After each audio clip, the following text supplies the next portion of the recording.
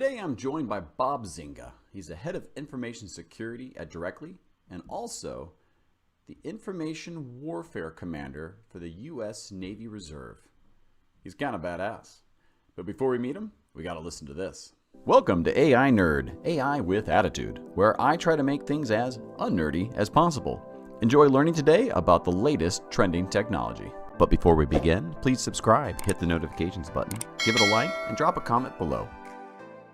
Welcome to AI Nerd, AI with Attitude. And today I'm going to give a bunch of attitude to Bob Zinga, who is the head of information security at Directly.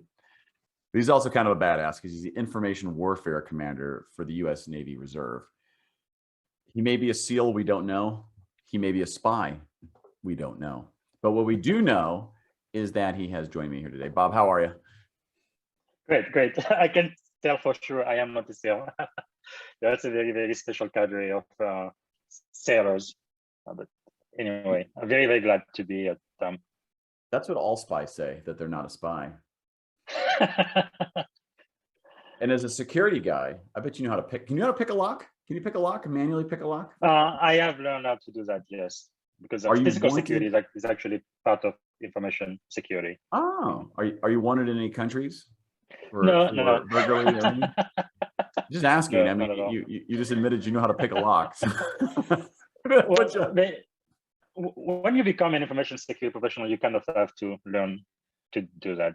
So that's amazing. All right, so tell me a little about you. So thanks for having us on. I'm going to be quiet, and I tell everybody this: enjoy the moments I'm not talking. So I'm going to mute myself. I'm going to let you tell me about your journey, who you are, how you got to where you are, and you're a cybersecurity expert, but you've got to defend that now. Tell me why. So tell me all about you. Well, it's a very, very long story. Yeah. So today I am the head of information security for Directly. I believe you just talked to my boss, my CEO, Mike Delacruz. So we are an emerging leader in customer experience automation, helping company deliver better customer service at scale. So we use artificial intelligence, machine learning, but we also, I think, what differentiates us from most of the competition out there, we also use human being. We call them expert or specialist, and providing a gig economy for them, but also helping our AI get smarter and also have human-like qualities. Anyway, so I am also a commander in the U.S. Navy Reserve. So I guess, I mean, it's a very, very long story, but when I came to the US, I was back in 1996. My original dream was to become a medical doctor. So I was a pre-med student at the University of Alabama, Tuscaloosa. And for anybody who knows anything about college football, that's really the town to be. But anyway, so I was there. I earned my Bachelor of Science in Chemistry and Biology. I think I did it in 3 years only. And I was in the honors program there. So by the time I graduated, I had an honors thesis published, and I decided to kind of skip the master's and go for the PhD, right? Because at the time, I was really considering going for the MD program at the University of Alabama, Birmingham. However, that was in 1999. Back then, about 100,000 people in America died because of doctor's mistake. Basically, my idea of a doctor back then was a glorified pharmacist, right?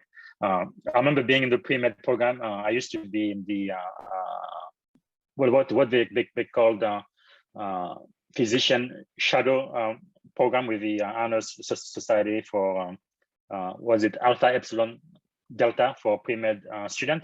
And I would shadow doctors at the local clinic there on campus. But I was really shocked to see that some of the doctors, they would talk to the patient and then kind of go back to the back room and look at this black book and kind of look at the symptom and kind of figure out which medicine to prescribe. I was like, no, if I'm going to be a doctor, that's not the type of doctor I want to be. But anyway, make a very long story short. So I decided to go for the PhD, so I would actually understand the science behind medicine and so forth, and do research, and then eventually get back on the MD track. But no, like they say, life happens to you. And I got married, I had a baby on the way, and I had to have a full-time job.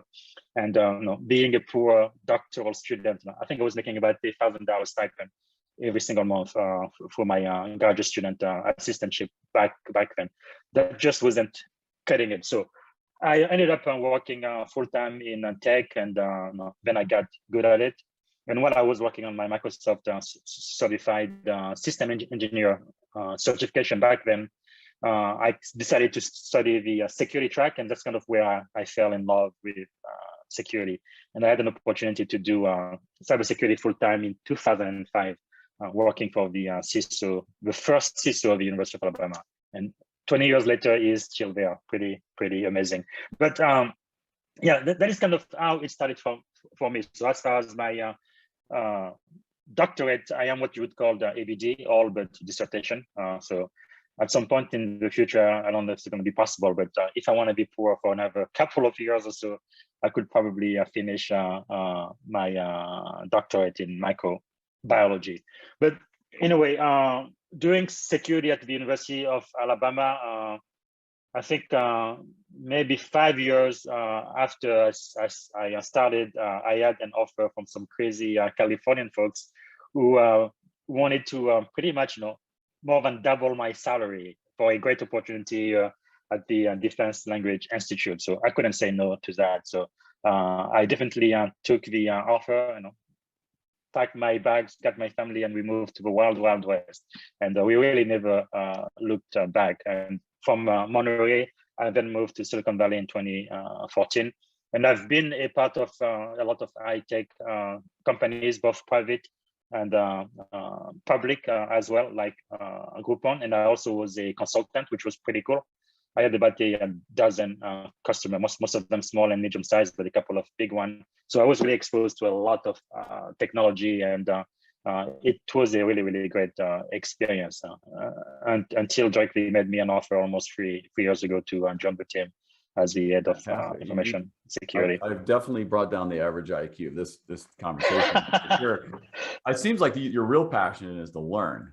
And maybe at the time that, there's what your parents and other people say, because you're so smart, you should become, versus what you really have a passion for, and the speed of the passion. So I heard, I love learning. Doctors move too slow. Technology is really cool and fast, and it's more in the pace of what I believe in. Maybe I misheard it. I don't listen very well, but no, I think there is definitely some truth to that. I think when I was a kid, my parents definitely influenced me, and my siblings too, right? I think becoming a medical doctor was probably something.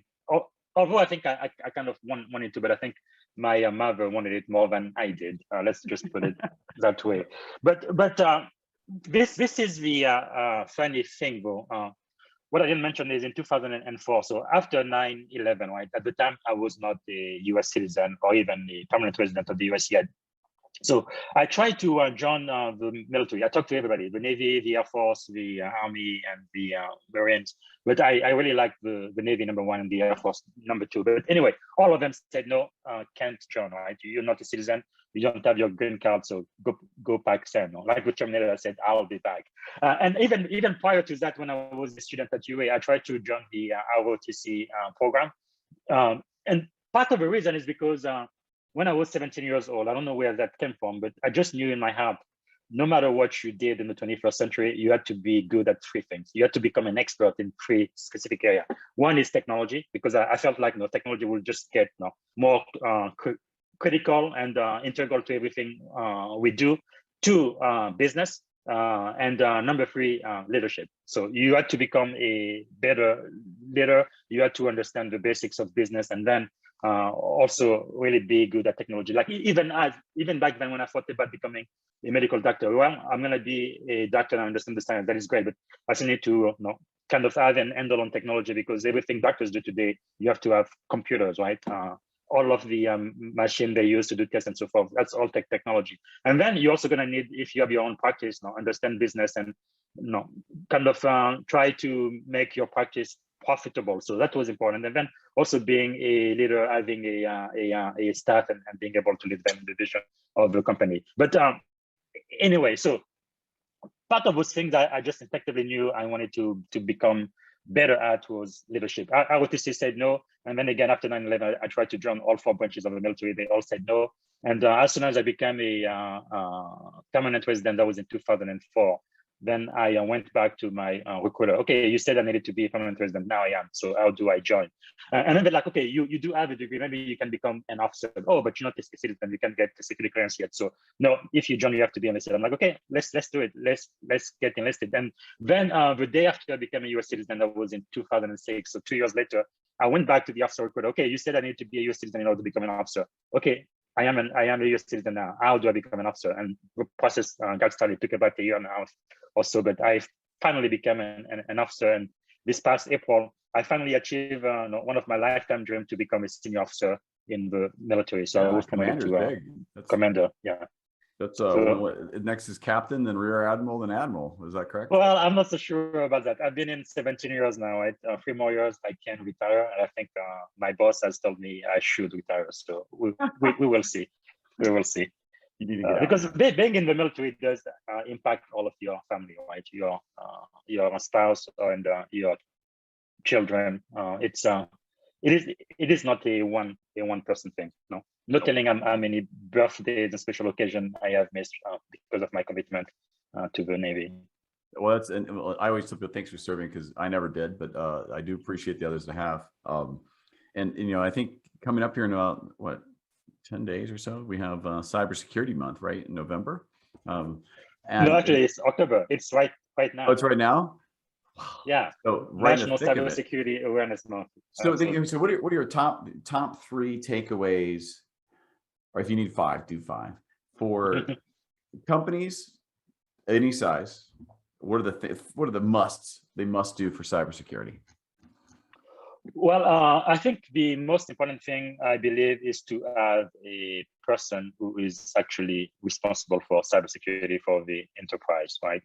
It shouldn't be a function that is shared by a lot of people. There needs to be one person at the head. I think that is very important. Now, once you do that, what I've seen, especially with smaller companies, sometimes, they are kind of forced to have someone in charge of cybersecurity, or have somebody lead the cybersecurity function, because they want to sell, and most customers, especially Fortune 500 companies, they want to sell to, will not buy from them unless they feel like they take cybersecurity seriously. And what usually happens is they kind of have this check boxes that they check. They have someone, but then they don't really empower them to do anything, right? They may have the responsibility for cyber, but then they don't have the resources to actually be able to implement their strategy and get things done. So to me, number 2 may be more important than number 1. Not only you need to have someone in that position, but you really need to empower them to make changes and to implement their strategy, right? Cybersecurity has to really be, you need to get support from the very, very top.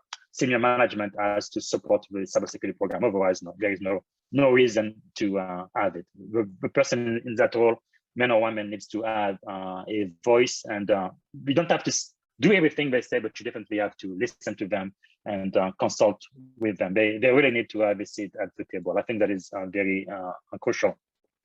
And then number 3, I would say, kind of follow the best security practices. One thing I have noticed, especially with smaller companies, very, very different from the Navy, sometimes they don't even follow the simple practices for cybersecurity. Simple things like not only having a very strong password, meaning it is complex and long, but also enabling 2FA, right, 2-factor authentication, making sure that everything you do is encrypted, right?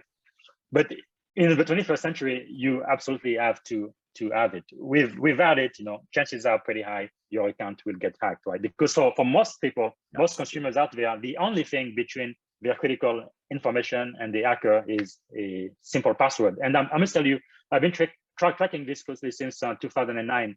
The number 1 password in America today is like 1234556, or password 123. Those are very, very simple passwords, and those are the password hackers are going to try first. So if that's your password and you are listening to me, or if the pin, right, to your ATM card or whatever is like 12345, you really need to change that. But anyway, so just following the basic cyber security principle and actually putting them into practice, I think will help you a long way. Because I think many times all of the hacking and data breaches that we hear about, these hackers, sometimes they it is like a crime of opportunity, right? It's not like they are really going after you, but because you don't have any security controls in place and you're not even following the best security practices, it's so easier, right? So it is the lowest hanging fruit. So they just take advantage and then they exploit those vulnerabilities and get access to your data. So I think you really need to have someone who has the knowledge, the experience, and who has the support from senior management to start implementing those best practices across the entire organization. I think just not buying people gift cards is a great way to start. I mean, that's a nice, easy one, right? And I have been the sole beneficial from some, apparently I have Nigerian princes in my family that have left me a lot of money. I'm still waiting for it. I've given them quite a bit to travel here. They never seem to make it. They ask for one more gift card though. I'm not going to do it. I'm done. Yes, but really a lot of that has to do with common sense, right? Because many times these hackers are not actually extremely smart, right? Because many times they find out about vulnerabilities because the vendors like Microsoft, every patch first Tuesday of every month, Microsoft will tell everybody what is wrong with their operating system, where the vulnerabilities are. So you just have to read it, and then you can figure out how to exploit that. But also many of them really attack you at the human level, right? It's social engineering. It has nothing to do with the technology at all. They kind of try to exploit your greed or fear and get you to give them access to some type of information they shouldn't have access to. And then from there, they can move across your organization and do some very, very bad things. It looks like we're running out of time. It makes me as angry as Thanos when I see this happen. I just get really... Yeah, you are an interesting. I gotta tell you, you would be a fun person to have a drink with. I would tell you what. I mean, maybe you don't drink, but I'll do it for you if you don't. That's fine. I can do that. I'm very good at it. Tell me something. Give me the future of cybersecurity. You see things that you can't talk about on the on the side. On the cybersecurity side, and I have a small stint working with Cyber Command out of the Air Force. Oh, nice.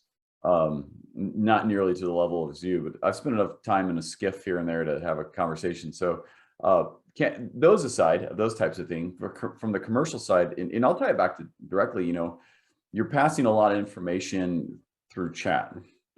And, and I love that these smart forms pop up and these little pieces, but I'm also like, yeah, but I think that's for my comfort. Because at the end of the day, I'm still entering the information online. So it's like, tell me maybe like, what you guys have done without making it so heavy on the security side directly, that you've taken all this life experience and, it's like the shameless plug time, like one of the competitive advantages, the fact that you have a security information officer on a chat. I honestly don't think in startups you see that too much. Actually, I haven't met very many people head of security on a startup. It's, it's the last thought, right? We're just trying to get customers. We don't worry about security, but you're there already. So what is your competitive advantage that you bring now into that startup? Well, a couple of things, right? Because now also security and privacy, there is a whole lot of overlap. I think for small businesses and startup, part of the pressure, I think, is going to be regulation as well. I think regulation is coming, but also a lot of the pressure, many smaller companies, especially from the time when I was a consultant, was Fortune 500 customers, right? Or the U.S. government. If you want to do business with Fortune 100 company or the U.S. government, those organizations care a whole lot about security. So they are pretty much going to force you to improve your cybersecurity posture before they become a client. Like when I was a consultant, most of the customer we got was because they would receive 2,000 security questionnaire they had to fill out, and they had to become compliant to like SOC 2, Type 2, or ISO 27001, or all of those security framework, and it was just above their head and they needed help. So my consulting team would come over, pretty much take over their security function. So there is that. So one thing that I think that kind of differentiates us from the competition out there is ensuring that we have implemented the best security practices for our platform and all of the apps. We deploy, making sure we ensure the confidentiality, integrity, and availability for all of the customer data we have, including personal data as well, right? So one thing we do directly, I haven't seen done a lot in Silicon Valley, is we have a lot of what we call PII filters. So they specifically look for any personal data, whether it's, let's say, credit card, name, email address, or anything like that. And when it's found, it flags the data, and then no one can continue the conversation until we deal with it. And once the issue has been resolved, then the conversation continues. That is one thing. Another thing we do different from everybody else is once the question closes, we only keep it for 30 days. After 30 days, we completely get rid of all of that data, which is pretty amazing. Because I've worked for a lot of startups where they keep the data for forever, at least until the duration of the contract, which could be years and years and years. But directly, we kind of lower that risk significantly by keeping it for 30 days. Do you use the data though for training the model and then like normalize it and nominize it? Is that how that works? Yes, the one we use for training the model doesn't have any personal data and just the context. But again, we keep it for 30 days only, which is pretty. Is that a secret cool. you just revealed about your backend system that a hacker's going to use? No, I don't think they will. But I think everybody who's out there doing security, they really need to think of way to minimize confidential data on the platform. Yeah. I think it's even better if you never receive confidential data at all. But if you do, try to keep it for as little time as possible. If you just stay broke, you don't have any financial data to give. So here's my last question. Are we in a matrix? Yes or no? Maybe. I think it depends how you look at it.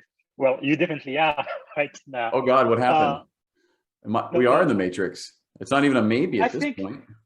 Just generally speaking, I think in life, everything really rises and falls on the decision we make, right? I think for many people, they might consider themselves in the matrix in the ways that we have been conditioned throughout life, in the way you got raised in your society to almost act automatically, right? As soon as something happens, you respond right away without thinking. It's completely unconscious. So, and so many times also people are like, okay, where did time go? Like I just woke up this morning and it's already like 9 p.m. or whatever. It's like they live their life, but they are pretty much sleeping. It's like zombies, right? So in that sense, yeah, I think you can say you are living in the matrix. But by becoming a better leader, I can't remember who actually said it, but you really have to find the space between the stimulus and the response, right? And then you have to make a decision.